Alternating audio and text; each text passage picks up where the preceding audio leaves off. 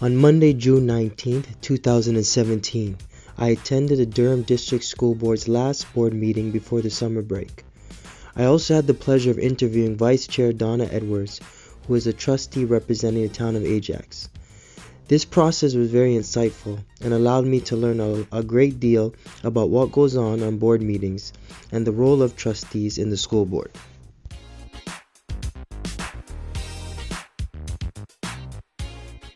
When I first walked into the meeting, I was surprised at how many people were in attendance. There were several students, parents, teachers, etc. Each person was given a hard copy of the evening's agenda and the 2017 and 18 budget. The trustees sat at the front of the room around a half-circle table with their name and the municipality they represent in front of them. The meeting began with the acknowledgement of the land of people of the Mississauga of Scugog Island, First Nation. Everyone then stood for O Canada, and the students from a local school performed a musical piece as a form of entertainment to begin the evening. The chair, Michael Barrett, facilitated the meeting and proceeded through the agenda.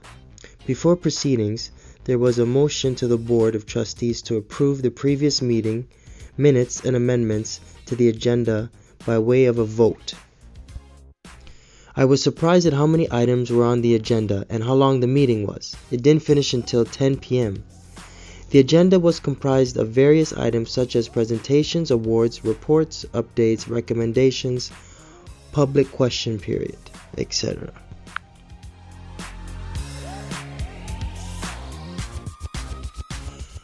Durham District School Board meetings occur on the third Monday of each month at the Durham District School Board Education Center located at 400 Taunton Road East in Whitby.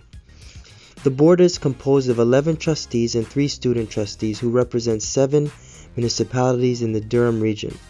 The public portion of these meetings began at 7 p.m. and all members of the public are welcome to attend.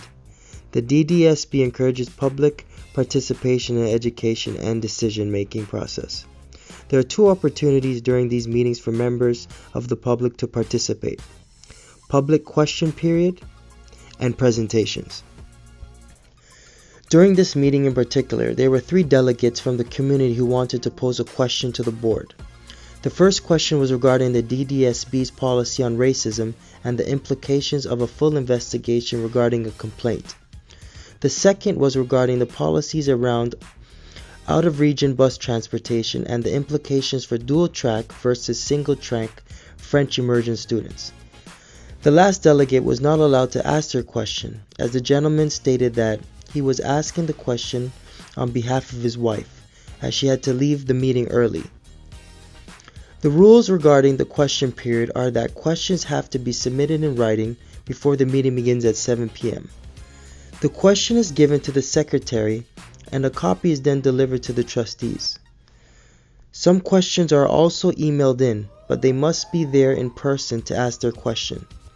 The person who wrote or posed the question must be the one who asked the question in person. They are not allowed to have someone speak in their place unless it has been approved prior to the meeting.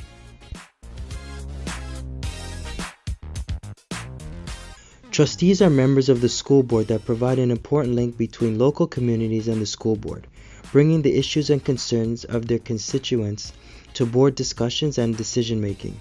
Trustees are elected every 4 years during the municipal election. The Education Act establishes the duties of individual trustees, stating that all trustees shall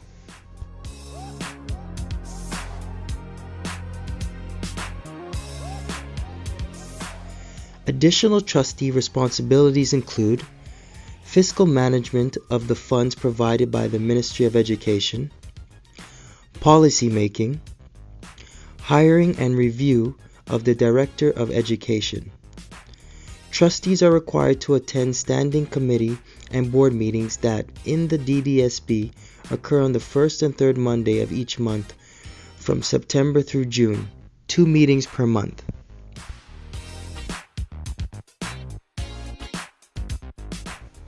Trustees are elected every 4 years through the Municipal Election Act. Interested parties must pay a filing fee, approximately $100, and be a taxpayer to the board to which they are applying. Applications can be obtained at any municipal office. According to the Equation Act and Trustee Donna Edwards, you can run for the position of a trustee if you are at least 18 years of age, not a teacher or member of the board, a taxpayer and resident within the jurisdiction of the board to which you are applying, a Canadian citizen, not legally prohibited from voting.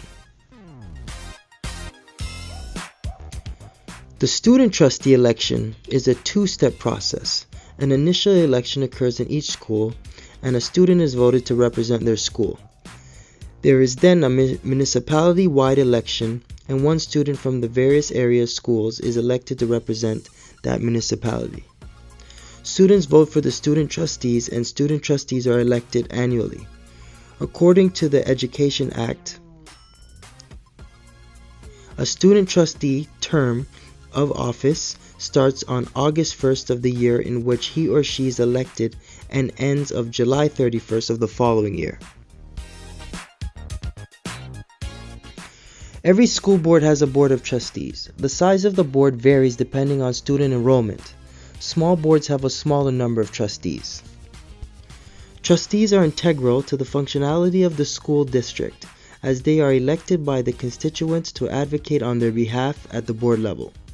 Trustees have local knowledge about the issues or concerns of the constituents in the area in which they live.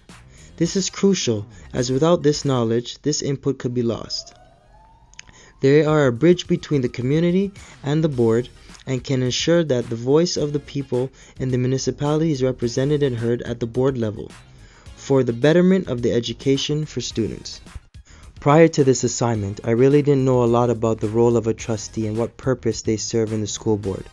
I have since learned so much and can now appreciate how integral they are at bridging the gap between the community and the school board towards the betterment of the education for our students.